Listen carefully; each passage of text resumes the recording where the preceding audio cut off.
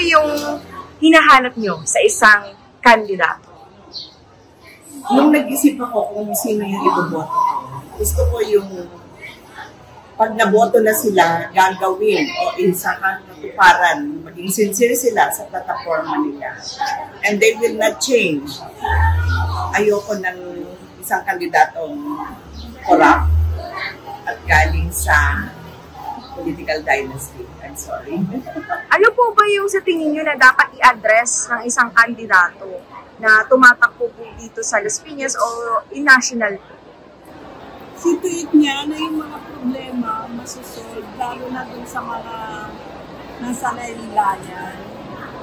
Pag lumapit, lalo na yung hospitalization, walang ganito, walang papadayan.